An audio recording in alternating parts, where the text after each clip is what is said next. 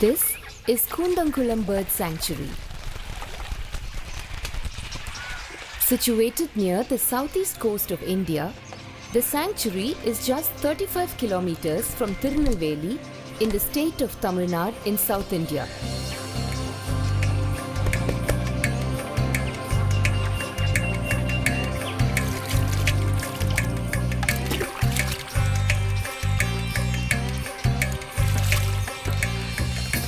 What's unique is that the sanctuary is right in the middle of a sleepy little village. Here, humans and birds have coexisted for hundreds of years. Declared as a bird sanctuary in 1994, Koondankulam is one of the largest sanctuaries in Tamil Nadu for local migratory breeding waterbirds. The abundance of shallow water bodies in and around the village attracts thousands of migratory birds. Some of them, like these bar-headed geese, fly in even from places as far away as Siberia and Mongolia.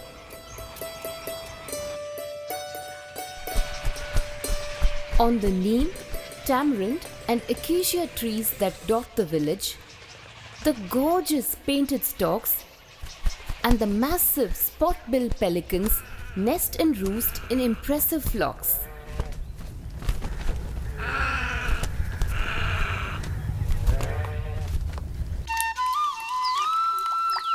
The village tank is a favorite meeting point for the greater flamingos, the elegant ballet dancers of the avian world.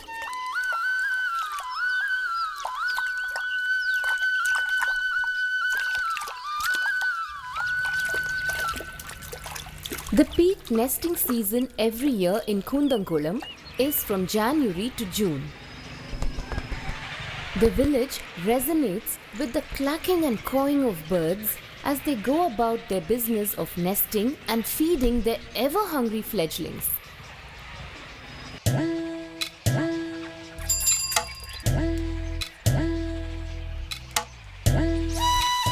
To the ancient villagers of Koondankulam, birds and trees were sacred. They regarded them like demigods who brought them luck and good fortune. Indeed, the birds did, in the form of tons of guano, which they used as biofertilizers in their paddy fields.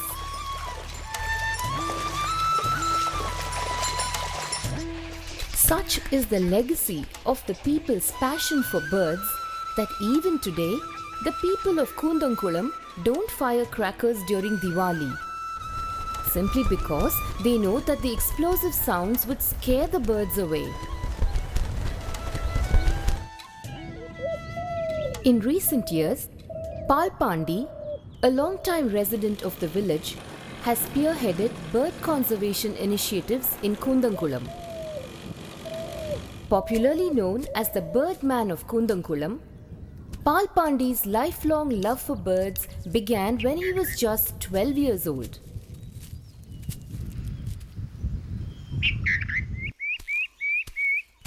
Although he has not had formal education beyond class 10, his knowledge of birds is phenomenal. Pal Pandy's commitment to the welfare of the birds is inspirational, and he even volunteers as the guardian of the orphan birds.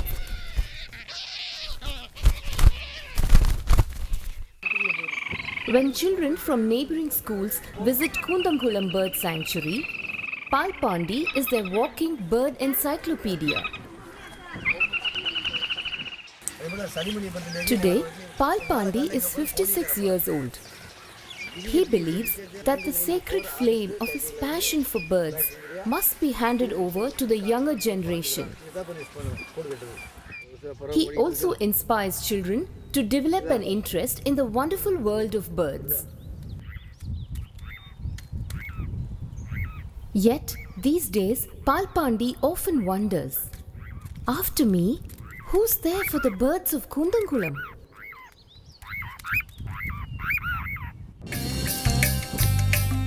But he need not worry. For Selvam, his 9-year-old grandson is the inheritor of his grandfather's avian legacy. Like him, Selvam too is passionate about birds.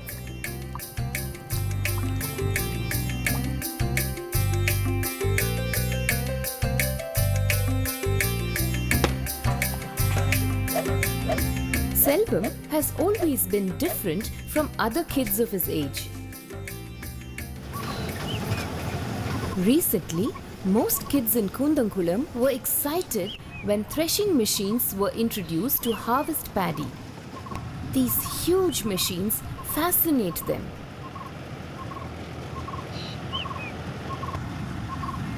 Selvam too is attracted by the threshing machine, but for a different reason: the cattle egrets.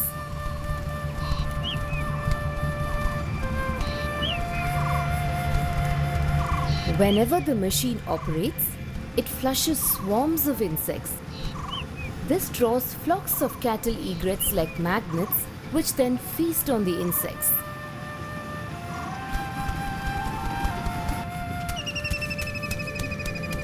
For Selvam, this is a sight which can't be missed.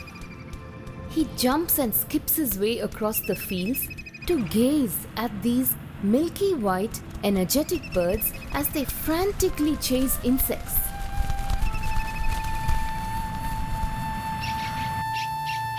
Known as Unnikokku in Tamil, the cattle egret is a great friend of cows, buffaloes, and other large grazing mammals. This smart little bird often strides with these animals, runs between their legs, and even hitches a ride on their backs.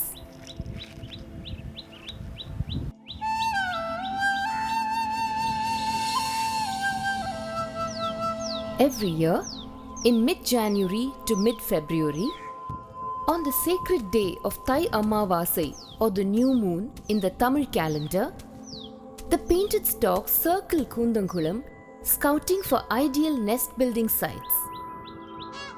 This year, on Thai Amavasai, Pal Pandy anxiously scans the sky to sight the painted storks. But no, something tells him that this year the birds may not arrive to nest in Koondankulam. Pal Pandy's fears are not without reason. Last year, the northeast monsoon was a failure throughout Tamil Nadu.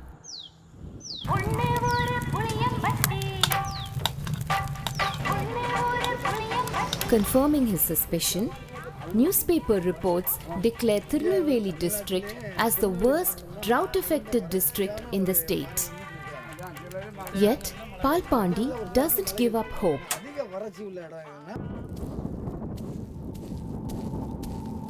While going around the village, Pal Pandy and Selvam spot a few painted stalks in a field. Hope rises in Pandy's heart like the morning sun. A few days later, however, he realizes that it was false hope. Finding no water sources, the painted storks abandoned their nesting plans in Koondankulam and migrated elsewhere.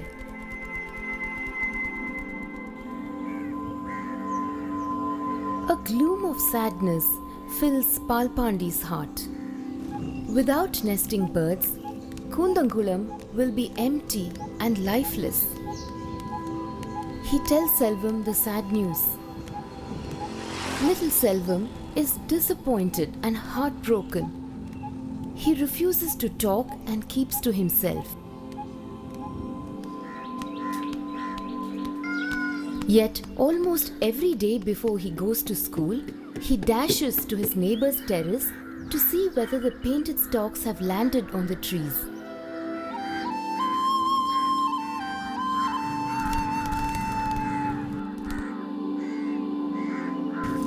He spends many evenings on the village tank pond, hoping to glimpse pelicans alighting there.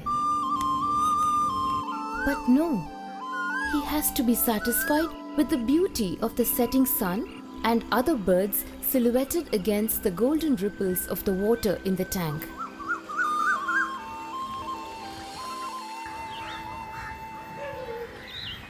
Selvam's mother Angalishwari is concerned. She shares her anxiety with her father Pal Pandy. He reassures her that he will take care of Selvam. Pandy consoles Selvam that although the painted storks and pelicans have failed to nest in Koondankulam this year, there's an equally fascinating world of other nesting birds for whom the village is a paradise.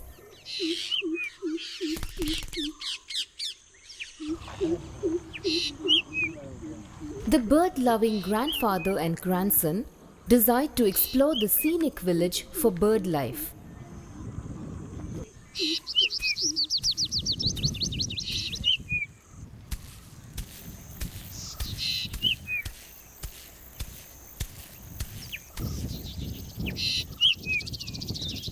Their first stopover is a shallow water body near the village where flocks of the flamboyant greater flamingos congregate. These birds are one of Koondankulam's VVIP birdies. It is the most widespread species of flamingos. The flight of the flamingos is indeed spectacular. As they lift off the ground and become airborne in stunning synchrony, the silhouettes of their crimson feathers and outstretched legs are spellbinding. One day, Pal Pandy shows Selvam another VVIP visitor to Koondankulam, the bar-headed geese.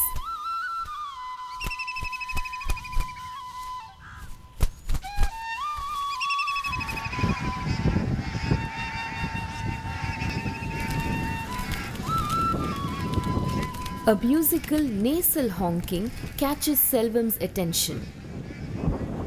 Produced in a range of musical tones, it's one of the most unforgettable bird sounds. Soon, a gaggle of boisterous, bossy birds, sounding as if they're having an endless argument among themselves, spread across the riverbank in a solemn procession.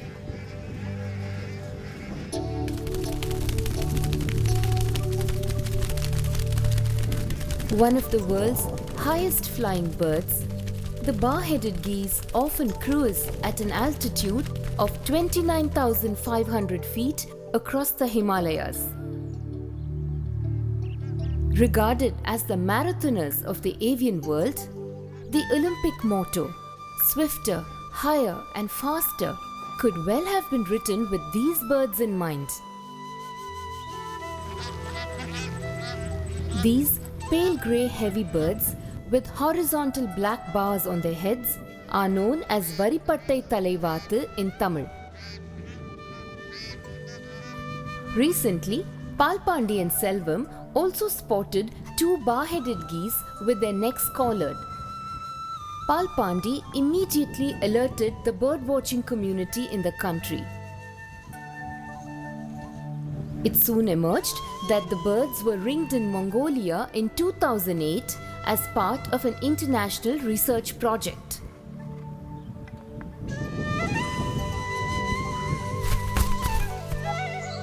Another day, Pal Pandy has a special surprise for Selvam, a Eurasian eagle owl, the largest species of owl. The adult bird and its hatchlings are camouflaged superbly under a rock crevice near a shallow water body. On their way back, Pal Pandy and Selvam cross a river bridge. Pandy shows Selvam a group of trees. A series of shrill, high-pitched shrieks fill the air. Selvam looks up in wonder and amazement. Hanging upside down from the branches like trapeze artists are the bats, the only flying mammal.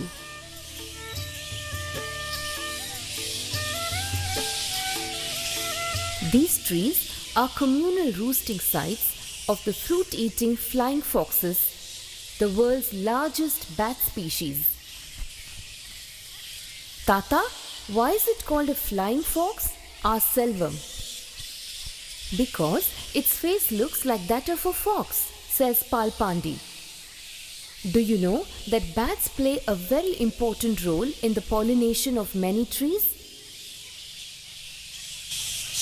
Every evening, around 6:30 p.m., flocks of bats emerge from these treetop roosts and stream across the night sky in search of their favorite feeding grounds.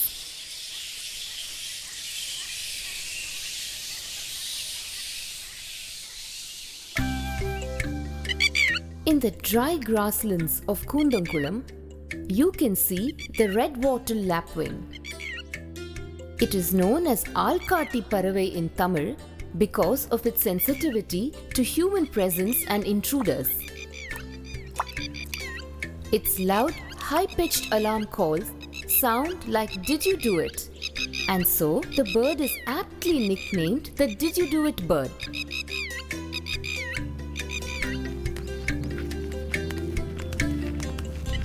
The red-wattled lapwing is Selvan's introduction to the world of ground-nesting birds.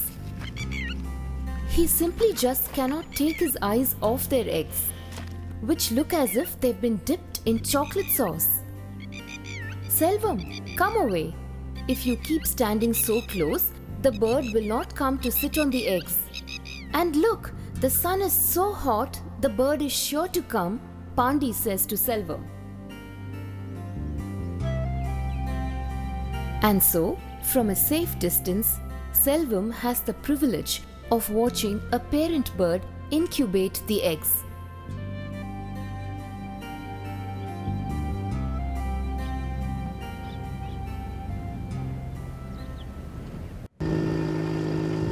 On another day, Selvam and Pandy stumble upon a nest of the yellow-wattled lapwing which has one egg in it. Pandy tells Selvam that the other two eggs have just hatched and the young ones have scampered away. This lone egg is now ready to hatch any moment. Selvam is determined to watch the miracle of a new life emerging. But Pandy once again cautions him not to stay there too long.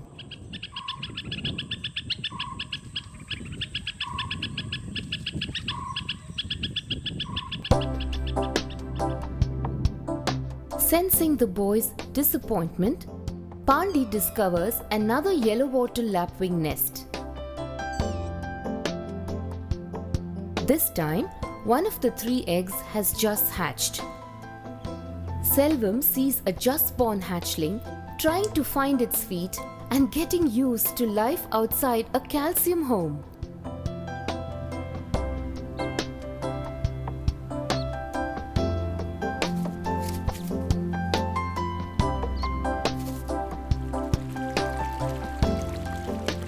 Tiptoeing along the water edges is an elegant black and white bird with twiggy, stiletto-like legs.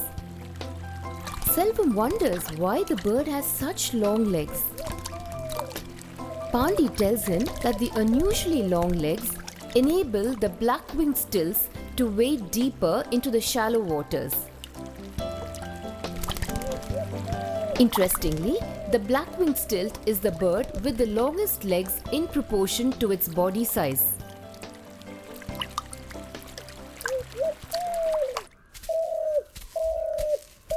One evening, Pandy discovers the nest of a stilt with 4 eggs in it. Next morning, he takes Selvam to the nest site.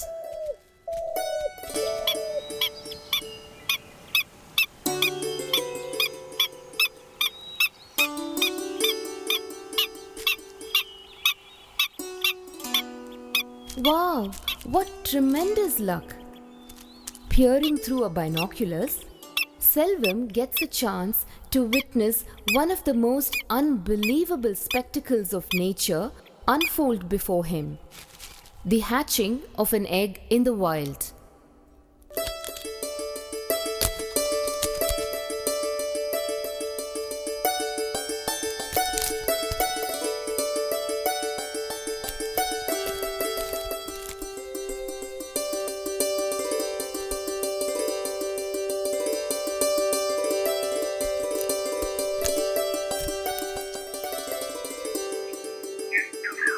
One would think that a nest built in the open is more vulnerable to predators.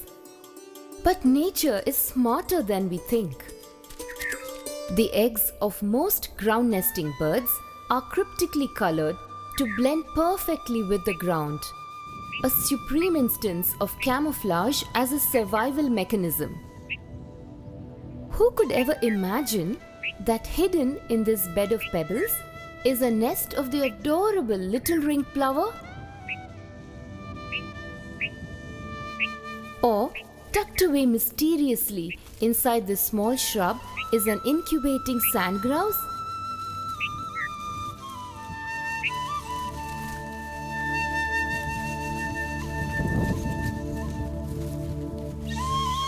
The birdies are at their creative best in selecting the ideal nesting site.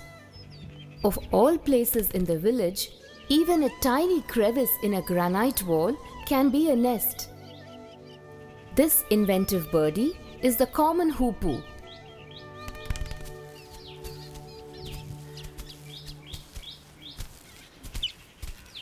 Pandy hoists Selvan and lets him peer into the inside of the hoopoe nest, which has a narrow opening. He sees fledglings with their mouths wide open clamor for their mother's sumptuous feed. It is the month of June when the southwest monsoon lashes the country. Dark, billowing rain clouds travel across the Arabian Sea and crash against the Western Ghats. Pal Pandy hopes that Koondankulam, situated on the fringes of the Western Ghats, will also get rain, especially after a prolonged drought.